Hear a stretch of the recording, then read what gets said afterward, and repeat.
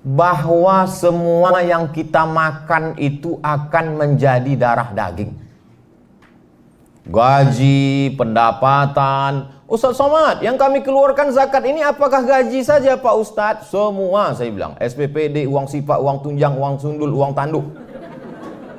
Total semua dapat 10 juta, 2,5%, 250 juta. Sejuta 25.000, 1 juta 25.000, 10 juta 250.000. Dapat 100 juta, 2,5 juta. Dapat 1 miliar, 25 juta. Semangkok nasi lemak. Saya tak setuju kalau nasi lemak Pak Ustaz. Oke, ketupek gulai paku. Tak usah kita permasalahkan masalah ini. Lalu kemudian semangkok bakso dibeli dari duit haram, disuap dengan doa Allahumma barik lana fima razaqtana wa qina azabannar. Berubah dia ayyuma lahmin, setiap daging di badan, nabata min haramin, dia tumbuh dari yang haram, fannaru aulabih, tempatnya api neraka.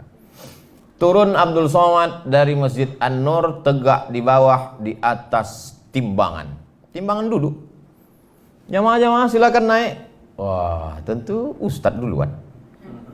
Ustadz itu selalu terdepan.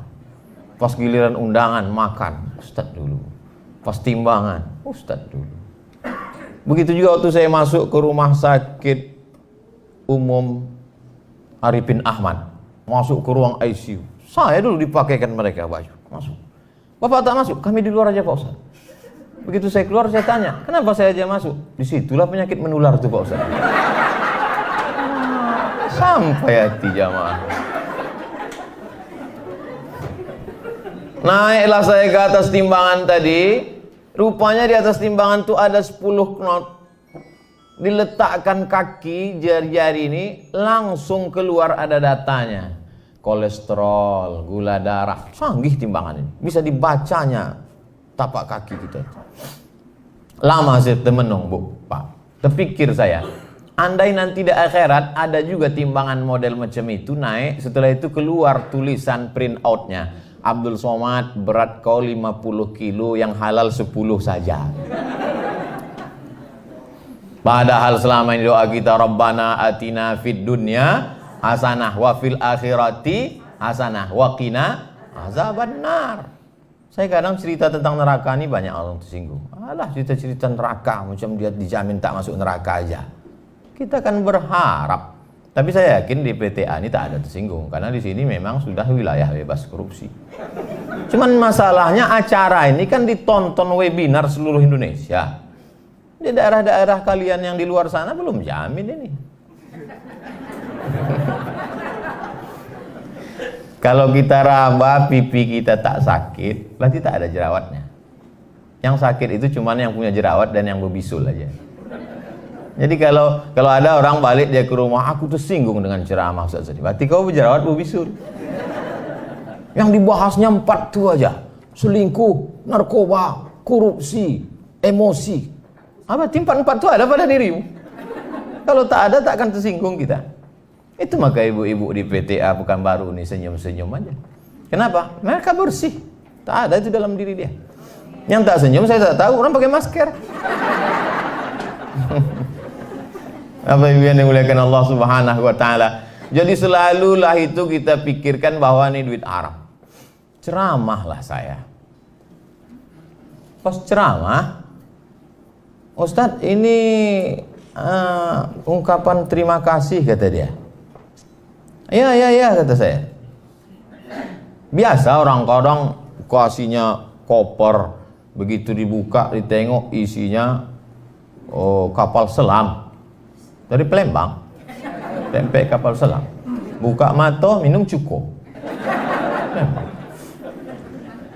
Saya tengok paling-paling ini kerupuk, kadang kerupuk. Tapi sekali ini lain. Saya buka, saya tengok duit. Berdebar saya, mau diambil. Tak masuk akal, masa ceramah 1 jam duitnya sebanyak itu. Mau tak diambil, mubazir. Mubazir ini. Tapi terpikir saya, lu kuambil, ku belikan ke beras, makan haram anakku. Datang setan berbisik, belikan aja ke mobil. Akhirnya saya serahkan ke masjid untuk pembangunan masjid. Habis, tak ada. Makanya saya pribadi tak ada. Mungkin bayangan orang, coba tengok situ tulis, oh Ustadz Somad, ada Ustadz rumah orang dari emas dindingnya. Tidak. Kenapa? Karena saya selalu berpikir bahwa kalau saya mati nanti, dan memang saya yang meletakkan almarhumah emak ini ke liang lahat, saya langsung. Saya letakkan ke liang lahat, saya ambil tanah bulat-bulat itu letak ke tengkuknya. Karena kalau tak diletakkan tanah di tengkuk itu, jasad itu terlentang lagi. Diletakkan di tengkuk, hadapkan muka. Orang meninggal tuh Bu, meninggal tuh Pak, hidung ini ditempelkan ke dinding. Ini dinding, hidung tuh tempel. Bapak Ibu kalau mau merasa di liang lahat, nanti malam tidur letak di dinding. Tempat tidur saya menempel ke dinding. Jadi kalau saya tidur malam, saya menghadap ke dinding, hidung saya tempelkan ke dinding. Beginilah aku mati nanti. Supaya kita ingat betul. Kadang ceramah ini tak masuk lagi ke telinga, termasuk saya. Siapa mau menceramahi saya?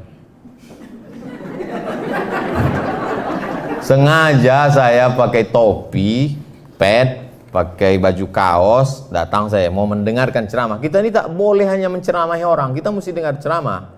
Supaya tahu kita rasanya diceramahi orang. Jadi saya mau mendengar lah ini. Dengar.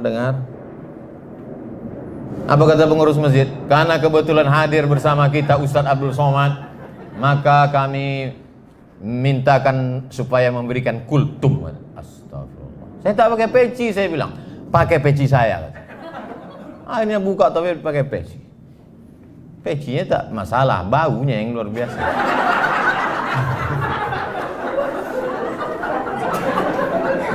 Jadi saya, yang menasehati saya itu adalah, nah itulah. Makanya saya usahakan dalam sebulan itu paling tidak sekali mengantar jenazah ke kubur. Karena itu lagi yang bisa menasehati. Orang di rumah makan tuh Bu, Pak, banyak yang tak selera makan. Kenapa? Itu tiap hari dia tengok. Tanyalah orang rumah makan. Begitu juga dengan desainer-desainer pakaian, pemakeup artis-artis tuh, yang tiap hari jumpa perempuan. Banyak yang tak berselera lagi menengok perempuan. Iya. Begitu juga bahayanya orang yang berkecimpung di dunia agama ini. Sehingga nasihat itu bagi dia cuek aja, tak masuk lagi. Termasuklah orang di pengadilan tinggi agama. Tapi yang belum dapat WBK. Kalau udah dapat itu udah luar biasa. Saya kalau yang live langsung di sini ini tak perlu saya khawatirkan. Yang khawatirkan yang webinar nih lah. Bapak Ibu yang dimuliakan Allah Subhanahu wa taala. Jadi memang selalulah kita pikirkan makanan kita ini. Atib mat'amak takun mustajabad da'wah. Jaga makananmu, karena itulah sebab-sebab doamu dikabulkan atau tak dikabulkan Allah Subhanahu wa taala.